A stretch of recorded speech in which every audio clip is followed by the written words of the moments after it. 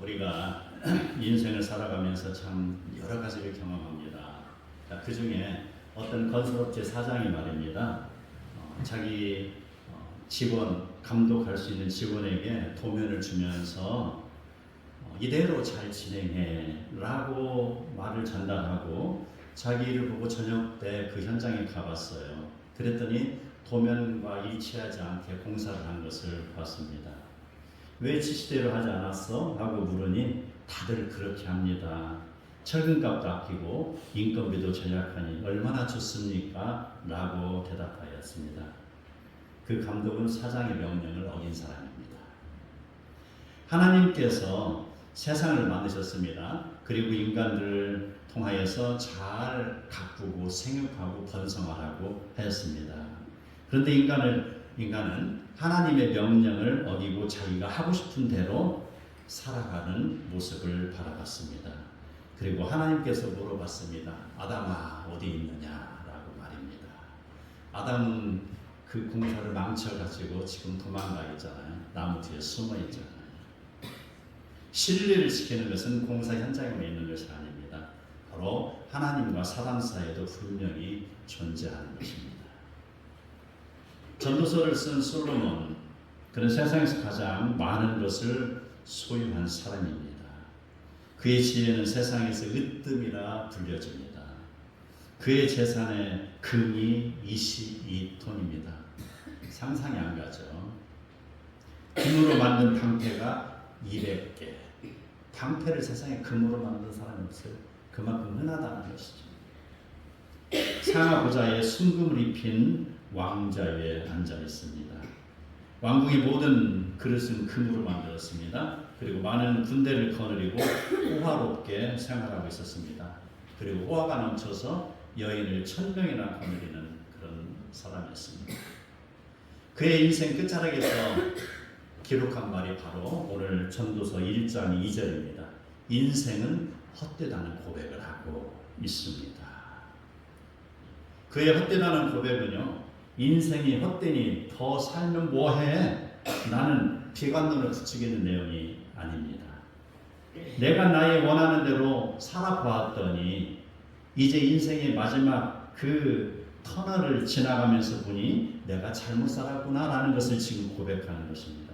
그러니 너희들 나와 같이 살지 말고 제대로 살아서 바로 하나님 앞에 도착해 이 말을 하고 있는 거예요. 솔로몬은 왜 자기 인생을 헛되다고 표현했는지를 우리는 이유를 알아봐야 될 것입니다.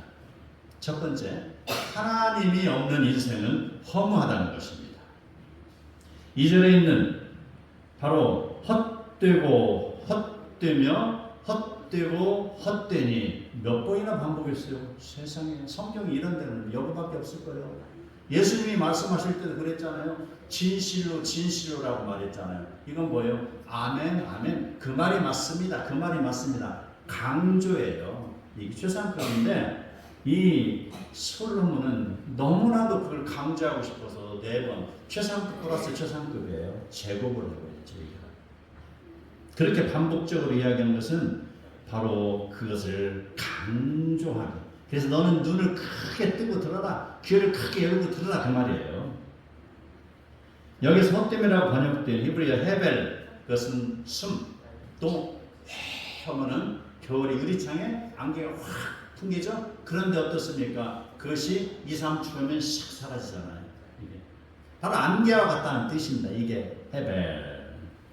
햇살이 비치면 안개가 샥 하고 사라지잖아요. 그게 헛됨이라는 것입니다.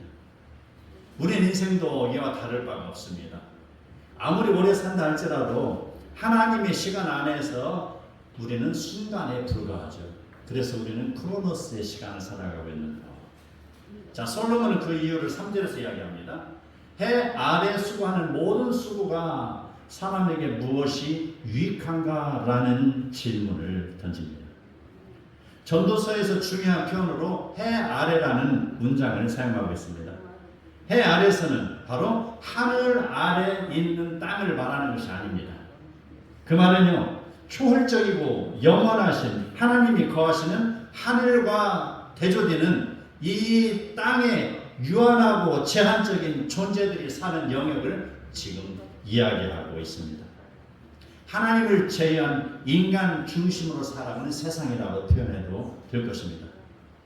이것을 우리는 하나님 없이 제 마음대로 살아가는 인생, 이것을 해 아래 사는 자, 해 아래서 수고하는 자라고 말하는 것입니다.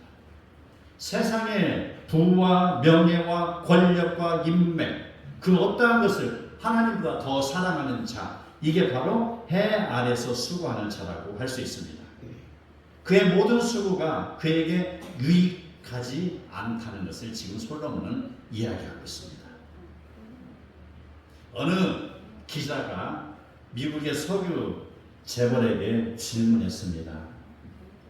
회장님, 얼마나 더 가지면 만족하겠습니까? 그러니 그 회장이 대답합니다. 조금만 더.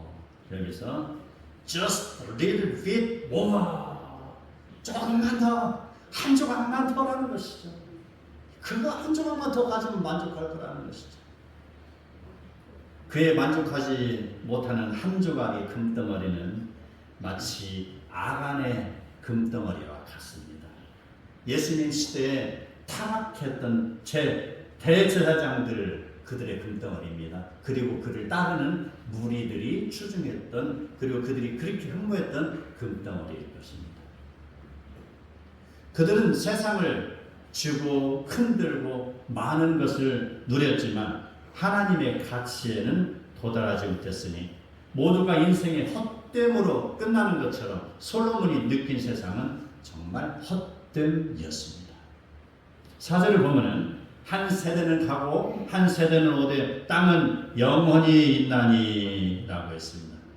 여기서 일반적으로 한 세대 40년 또는 30년 뭐 그렇게들 표현하죠. 사람들은 영원히 살 것처럼 수없이 좌충우돌하고 살아가고 있습니다. 그러나 인간을 위해 하나님이 만드신 땅은 계속해서 지속되고 있습니다. 그런데 인간은요, 그 영원하게 지속되는 땅 속에서 한 줌의 먼지로 해체된다는 것을 인식을 해야 되는 것이죠. 흙에서 나왔다 흙에 살고 그리고 흙으로 돌아가는 인생이라고 말하지 않습니까? 그것을 우리는 알아야 돼요. 그래서 5절에는 이제 5절부터는 세 가지 비유로 이야기합니다. 바로 해는 뜨고 해는 지되 그 폈던 곳으로 빨리 돌아가고 라고 했습니다. 자, 당시 사람들이 생각했던 우주관, 바로 해가 하늘을 가로질러서 이동한 후에 밤에는 어디에 있는가? 밤에는 지하의 방에 들어갔다가 다시 아침에 다시 떠가지고 다시 올라간다. 이런 생각을 하고 있습니다. 이는 인생의 허무와 반복성을 지금 이야기하는 것입니다. 매일 떴다가 지는 일을 반복하며 움직이지만 그러나 새로운 것은 없어 보이는 해의 모습을 그는 느끼고 있습니다. 해가 어제나 오늘이나 내일도 여전히 같은 그런 곳에서 떠서 같은 곳으로 지는 것처럼 같은 일을 반복하며 수고하고 애쓰는 것이 인생이라고 생각하고 있는 것이죠. 그러나 우리는 분명히 알아야 됩니다. 하나님이 만드신 해는 계속해서 존재합니다. 그러나 인생은 계속함이 아닙니다. 그 중에 지극히 한 점과 같은 부분을 살다가 죽는 것이잖아요. 인생은 유한한 것이죠. 어떠한 수고도 영원한 성취를 이루지 못한다는 것을 지금 알려주고 있습니다. 그러한 인생을 일컬어서 전도자는 뭘 하겠습니까? 해 아래에 있는 인생의 한계를 말하고 있습니다. 그래서 해 아래에 있는 인생은 허무하다는 것입니다. 자, 두 번째는 바람을 가지고 이야기하고 있습니다. 바람은 크게 요동하는 것처럼 보입니다. 이리저리 아무렇게나 부는 것처럼 느껴지죠. 그러나 우리는 바람의 질서가 있는 것을 분명히 압니다. 우리 뉴스 보면 이맘때쯤이면 어떻습니까? 남태평양 어디선가부터 계속해서 몰려오는 바람, 그걸 일컬어서 태풍이라고 하잖아요. 태풍이 일반적으로 경로가 있잖아요. 경로가 있어가지고 어떻습니까? 여지없이 그때 그 지점에 가서 물을 쏟아대잖아요. 이게 태풍의 길입니다. 그리고 또 우리 지구가 빙 돌면서 바람의 방향을 일으키고 있잖아요. 자유롭게 아무 길도 없이 가는 것 같지만 분명하게 길이 있다는 거 알아야 되는 것입니다. 인간의 삶도 때로는 반복을 거듭합니다. 일하고 먹고 자고 또 다시 일어나서 일하고 먹고 자고를 반복합니다. 아무리 바쁘게 살아도 하나님을 떠난 인생은 바람처럼 훅 불다가도 결국은 제자리로 돌아가는 것처럼 아무리 열심히 달리고 아무리 뛰어간다 할지라도 그는 영원한 만족을 얻지 못하는 것. 이게 인생입니다. 그래서 이걸 일컬어서 해 아래에 있는 인생은 허무하다라고 표현합니다. 세 번째는 강물로 표현하고 있습니다. 강물은 언제나 바다로 흘러갑니다. 그런데 바다의 수위에 영향을 끼치지 못합니다. 요즘 또 세계 매스컴이 난리가 났죠. 상륙댐이 무너지네 안 무너지네 그렇잖아요. 초당 10만 톤 물을 쏟아냅니다. 그 태풍에 가서 비를 갖다 품어대니까 거기에 있는 댐들이 넘쳐서 넘치면 댐이 무너지잖아요. 그러니까 넘쳐지지 않게 해서 댐을 초당 방류시키는 것이 엄청납니다. 10만 톤입니다. 1초에 올림픽 기획 수영장 41개 분량의 물을 쏟아내는 것입니다. 그리고 그 물이 바로 강물처럼 흘러가면 얼마나 많냐 이 말입니다. 그 거대하게 많은 물이 바다로 쏟아져 들어가지만 바다의 수위에는 아무런 영향을 미치지 못하는 것입니다. 왜 그럴까요? 바다 그 물은요 증발해서 구름이 되잖아요. 그리고 구름이 어떻습니까? 다시 그 구름에서 비를 갖다가 내려주잖아요. 그래서 우리 대한민국 복받은 나라요. 온 삼천리 반덕 수양산에 비를 뿌려주잖아요. 그리고 그 옆에 동네도 뿌려주잖아요. 그리고 어떤 동네는 메말라가지고 지금도 하늘을 바라보고 입만 벌리고 있는 동네도 있잖아요. 여하튼 간에 구름이 하나님께서 주시고 싶은 곳에 비를 많이 뿌려주는 거예요. 촉촉하게. 그리고 어떤 데 너무 많이 뿌려서 힘들게 하고요. 바로 그렇게 순환이 됩니다.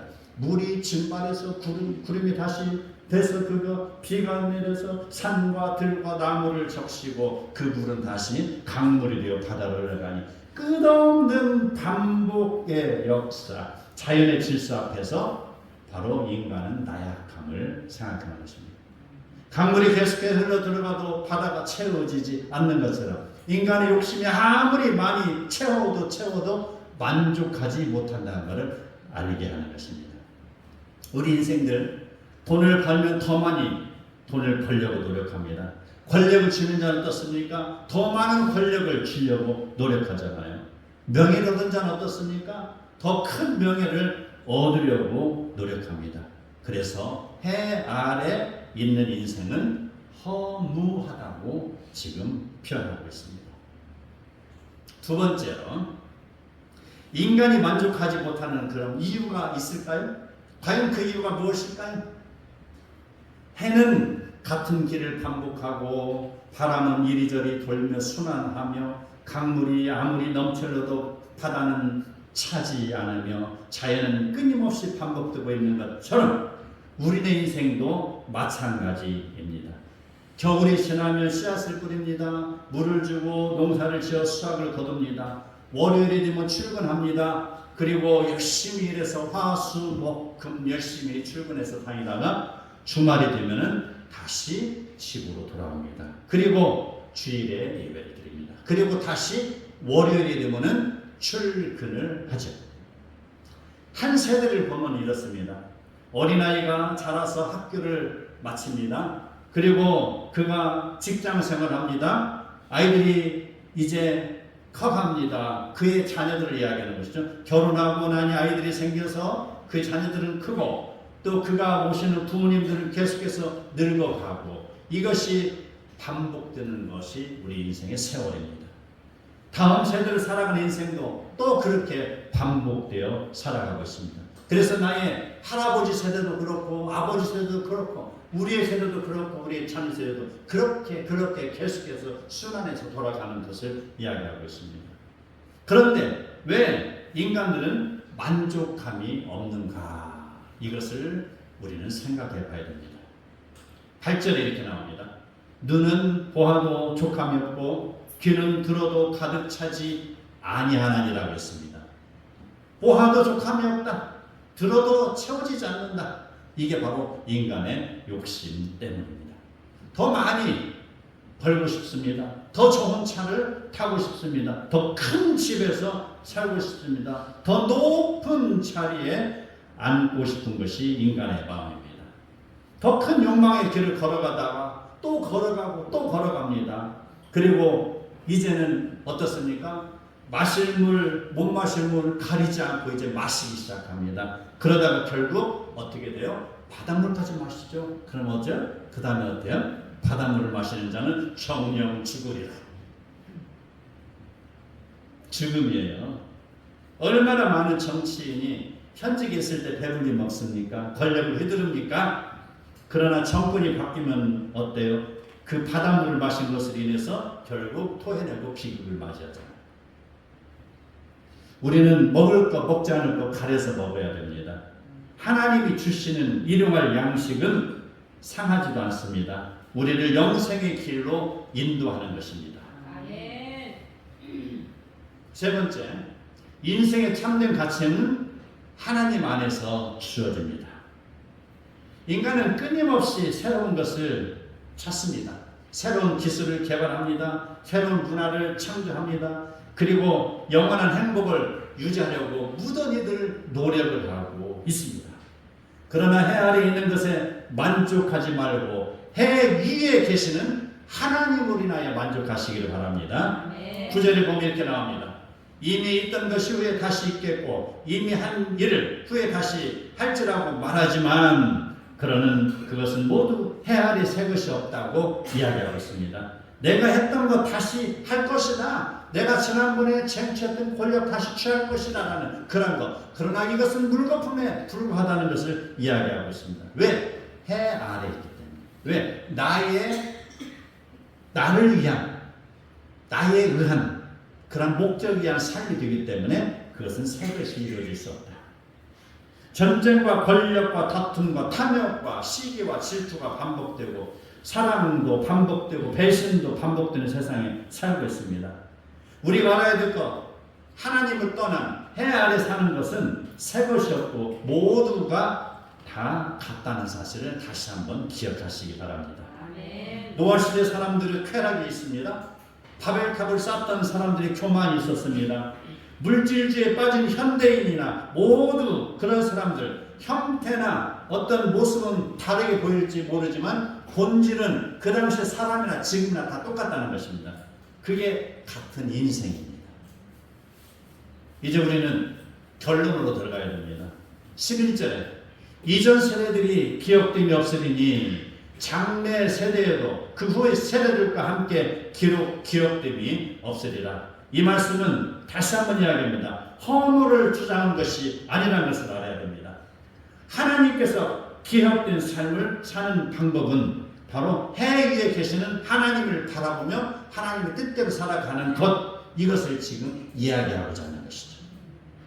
지금까지 전도자는 해 아래서 자기 중심의 인생을 사는 삶의 최후가 얼마나 허무한지를 깨닫고 자신의 전철을 밟는 자가 생기지 않기를 애타게 촉구하고 있습니다. 그리고 말하는 것이죠. 하나님 중심으로 살으시오라고 말입니다. 베드로는 여종 앞에서 예수님을 3번이나 부인했습니다. 그가 잘못을 깨닫고 울며 불며 돌이키고 그는 다시 목자의 길을 걸어간 것처럼 가장 복된 인생길이 무엇냐고 물어본다면 나 중심의 인생에서 하나님의 중심의 인생으로 사는 것이라고 말할 수 있습니다. 우리 얼마나 많이 벌고 얼마나 많이 소유하고 얼마나 높이 올라간 자의 삶이 아니라 하나님 앞에서 내가 어떤 사람으로 살아갔냐가 중요한 것을 알으시기 바랍니다. 아멘. 요한복음 14장 13절 14절에서는 바로 그 질문에 대한 대답이 나옵니다. 누구든지 이 물을 마시는 자는 다시 목마르려니와 내가 주는 물을 마시는 자는 영원히 목마르지 아니하리라고 말씀하였습니다. 세상의 물은 다시 목마른 것처럼 성공도 재물도 쾌락도 명예도 권력도 모두 다시 갈증을 일으키는 것뿐입니다. 그러나 예수님께서 주시는 생수는 다시 목마르지 아니하며 우리의 영혼 깊은 곳의 갈증을 채워주시는 걸 믿으시기 바랍니다. 우리의 영혼들 모두 해 아래 있는 세상의 물이 아닌 예수 그리스도의 생수로 채워지기를 축복합니다. 여호와를 경외하며 그의 길을 걷는 자는 복이 있나니 네 손이 수고한 대로 먹을 것이라 네가 복되고 형통할 것이라고 시편 제자는 말하고 있습니다. 이 말씀이 오늘 저와 여러분에게 주어지는 복된 말씀이 되기를 축복합니다. 아멘.